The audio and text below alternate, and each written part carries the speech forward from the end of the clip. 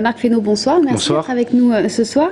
Première question, dans quel état d'esprit abordez-vous ces élections après des résultats aux européennes plutôt décevants, 8%, après les déchirements aussi au municipal à Tours en 2008 Est-ce qu'on aborde ces élections de manière sereine en Indre-et-Loire et dans la région? Je crois qu'en Indre-et-Loire, on l'aborde de manière sereine, parce que la page est un peu tournée. Il fallait aussi peut-être que le temps passe. Puis au niveau régional, et plus globalement d'ailleurs presque au niveau national, on aborde au mouvement démocrate ces élections avec sérieux, avec l'envie de faire valoir ce qu'on porte en termes de projet, le projet humaniste, le projet démocrate. Et donc c'est avec sérieux, humilité, parce que je crois qu'il y a besoin, quand on est un élu, d'être humble, compte tenu de ce que sont les difficultés des habitants de cette région, par exemple. Et donc sérieux, humilité, et puis détermination et enthousiasme. Je pense que quand on porte une campagne électorale, il faut toujours le faire avec enthousiasme et optimisme. Si on ne porte pas des valeurs d'optimisme, quand on fait une campagne et qu'on fait des propositions, on fait défaut à notre rôle, me semble-t-il. Alors êtes-vous optimiste? Combien comptez-vous faire pour la région centre? C'est pas forcément optimiste pour nous, c'est optimiste pour les projets qu'on porte pour la région. Combien on compte faire alors, pour éviter de dire on compte faire le meilleur score possible, ce que tout le monde dit. Nous, on était à 8,46 aux européennes. On avait fait presque 14 au régional de la fois précédente. Voilà, ça donne des fourchettes et des étiages. Simplement, c'est pas ça le sujet. Je crois que l'important, c'est qu'on puisse exister sur le paysage politique régional. Plus on aura un score important, plus on sera en mesure de peser sur les politiques qui vont se mettre en œuvre entre 2010 et 2014, puisqu'on est sur un mandat de 4 ans, a priori. Donc c'est ça qui compte. L'idée, c'est plutôt de dire, plus il y a d'électeurs qui se porteront sur les listes du mouvement démocrate, en Indre-et-Loire menée par Nelly Bidot et Francis Métivier, plus on pourra faire valoir nos couleurs et nos projets. Parce que l'important quand on se présente, c'est pas forcément d'être élu, l'important c'est de défendre des propositions et des projets que nous aurions pour la région centre et pour le département d'Indre-et-Loire. Et donc on sous-entend les accords du second tour, parce que c'est ce qui risque d'arriver. Vous vous portez plutôt à droite ou plutôt à gauche? Pas forcément les accords du second tour. D'abord, on peut être tout à fait autonome. Dès lors qu'on fait 10%, on peut se maintenir. Deuxième élément, j'ai dit des choses assez claires là-dessus, qui était de dire qu'il faut être cohérent quand on fait de la politique. Et donc, manifestement, on ne partage pas les projets politiques, non pas incarnés par la droite, c'est incarné par le gouvernement que soutient Hervé Novelli, puisqu'il en est membre.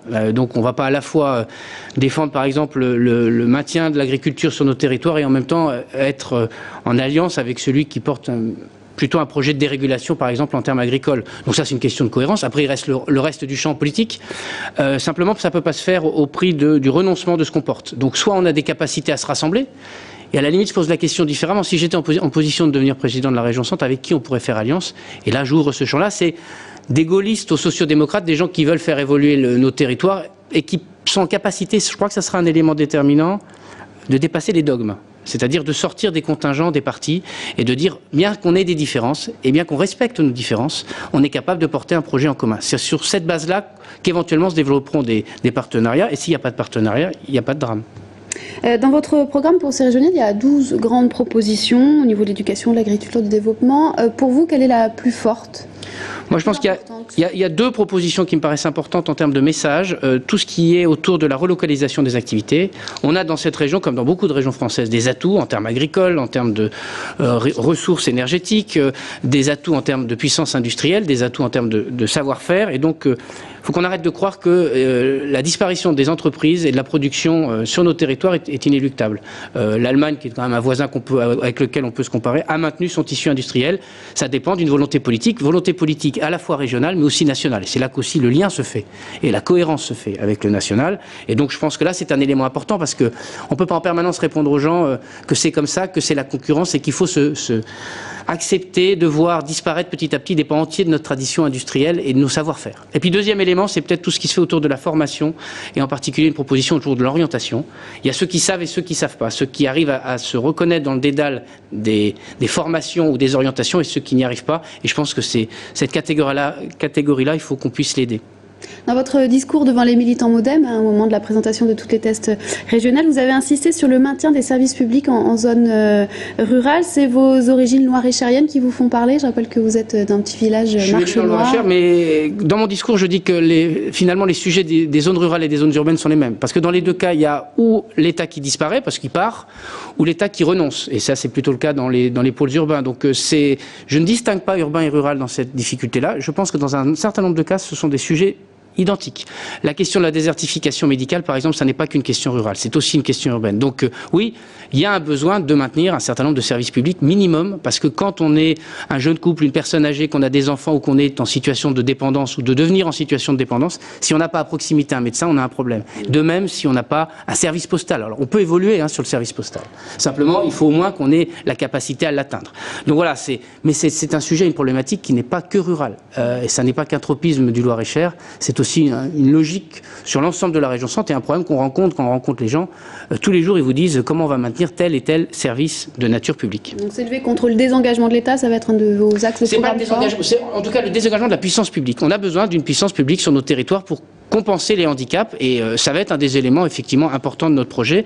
Ça n'empêche pas, parce que moi je ne suis pas un conservateur, ça n'empêche pas qu'il faille des évolutions. Il y a besoin de faire évoluer nos services publics. Mais en même temps, il faut qu'on maintienne un certain nombre de services minimums. Je pense qu'on ne peut pas être dans le règne du tout libéralisme, tout dérégulation et tout financier. Il y a aussi parfois des services qui coûtent un peu, mais on a besoin de les maintenir sur le territoire. Vous êtes conseiller régional actuellement. Oui, quel bilan tirez-vous de l'actuelle majorité? Peut-être il y a des points positifs, par exemple en termes économiques. Simplement, et encore, il faudrait peut-être regarder ce qu'on pourrait alléger en termes de procédure. Je pense qu'il y a un manque criant sans doute d'ambition. Je vais citer un seul exemple. Dans la majorité Verts, PS, communistes, il y avait un sujet autour des transports. Il y a eu récemment une étude de fait pour montrer que la région Centre était avant-dernière en termes d'accroissement du nombre de voyageurs sur les lignes régionales. On a plus 22% en 7 ans, ou en 6 ans, et alors que d'autres régions, par exemple la Lorraine, elles sont à plus de 50% d'augmentation du nombre de voyageurs.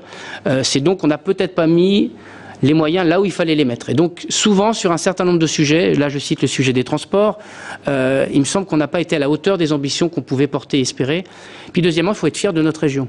Donc il faut arrêter de penser que parce qu'on aurait des difficultés de positionnement géographique ou d'identité de cette région, il faudrait pas porter une ambition forte.